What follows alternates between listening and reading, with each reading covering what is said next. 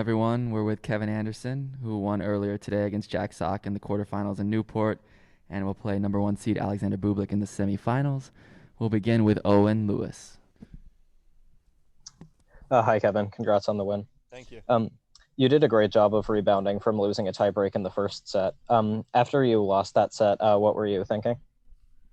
Yeah, it was a tough one, and I think also just the way the conditions were, it was really hot and humid, and I felt I definitely had a couple opportunities and chances to take that first set, but wasn't able to execute the way I needed to on some of those important points. So it was a little bit tough. I felt I really had to reset, and fortunately, I guess that little time we had where we both needed to go change, just because, as I said, of the conditions, just sort of calmed down a little bit, and I was able to come out.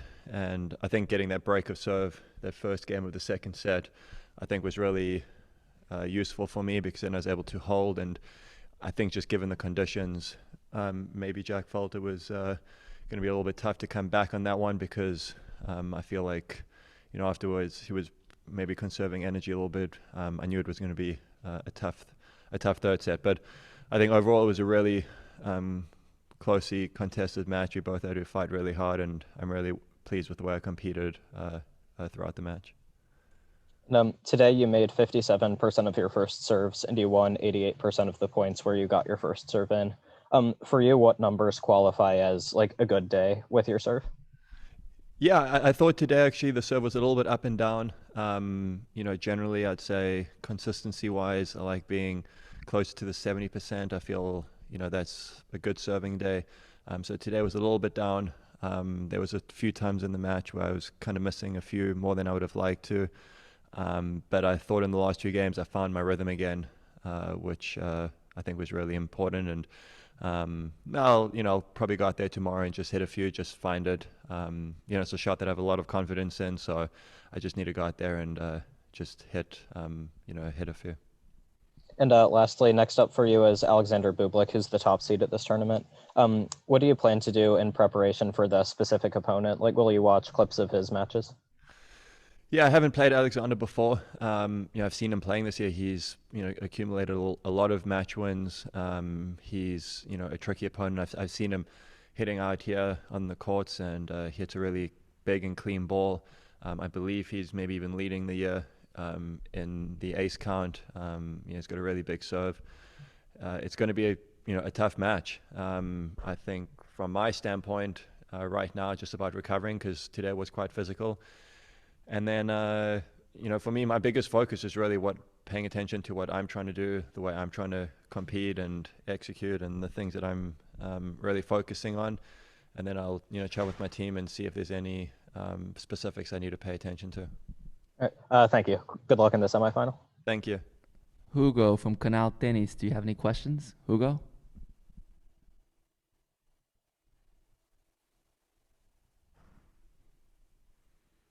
Do you have any questions, Hugo?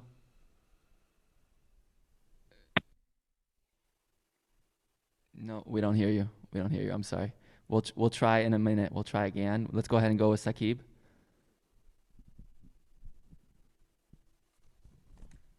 Hey, Kevin, this is Saqib from Tennis in Action. Good win today. Thank you.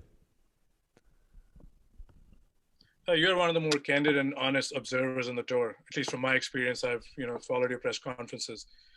Given yourself being a former top player, what kind of information did you gather from the Djokovic match about your level at Wimbledon? And how was that of a report card for you to work on things that are obviously working this week? Yeah, I think it's a good question. I think it was quite interesting for a number of matches leading up into that match. I was playing. There's no easy matches. I think everybody is. The depth of tennis right now is incredibly strong. But I feel like quite a few of the matches I was going into feeling like sort of my match to win, and maybe feeling that sort of the expectation a little bit. And that was the first match in a while where maybe approach that match playing obviously in this instance the best player in the world right now. And I think it freed me up a little bit, even though, look, the scoreline was pretty one-sided. Novak played a great match. I mean, I don't think he missed too many balls at all. I mean, but from my side, there was some really high quality tennis, especially in the beginning of the match. And even though it was a tough scoreline, I was able to take quite a lot from it. And just competing in that environment again, center court of Wimbledon, against the world number one, those are the matches that I'm striving for to, work at. And so, yeah, it was, in one sense, it was obviously a tough pill to swallow because it definitely didn't go the way I wanted it to go. I mean, actually going to that match, even though my results weren't amazing, just the way I was hitting the ball, I did have a lot of confidence. He was obviously too good on the day, but I was still able to take quite a few positives from the match. Absolutely. Again, at this stage in your career, as you try to rebuild the ranking, after a couple of subpar years because of your good standard from 2018, what is the bigger ask at this stage? Is it more mental if you don't get a lot of wins under your belt, or is it a more steep physical climb in terms of recovery and just be ready at this stage? Well, I mean, I do everything I can from the physical sense, and I feel like most of the things are under control. This year's just been a little bit unlucky because I picked up a couple injuries that were kind of nothing that I've had before, and it just really cost me. And I mean, look, that's probably going to happen, but I just have to accept that. And as I mentioned earlier, just try to do everything I can to to stay healthy.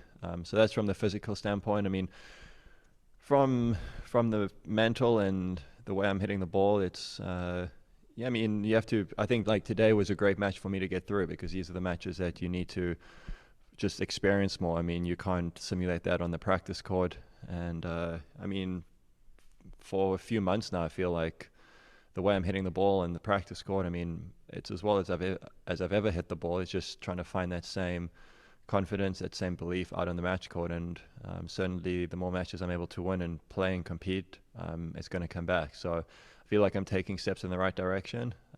So I just need to keep it up. And given your share of injuries, can you draw some parallels with what Federer and Murray's comebacks have been as they both try to find the right balance and also in the process begin to trust their bodies again?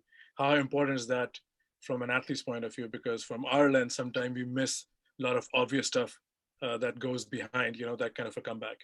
Yeah, I mean, it's really sort of multifaceted, just the challenges that you're going through. Because tennis is it's tricky with that. It's not I'm sure obviously it's tough in any sport, but you're the only one out there. You have to finish the match and then you have to come back either every other day at the slam level or at the ATP level. It's multiple days. You can't be substituted maybe at halfway through the game because your body, that's all you can do now, but your team still finds value in you playing 60-70% of the match. I mean, you have to be out there the whole time, so there's nowhere for you to go. With every player has their own expectations and where they feel they fit in. I think for me it was pretty tough, especially after 2018 when I was consistently going pretty deep into tournaments and then coming back and,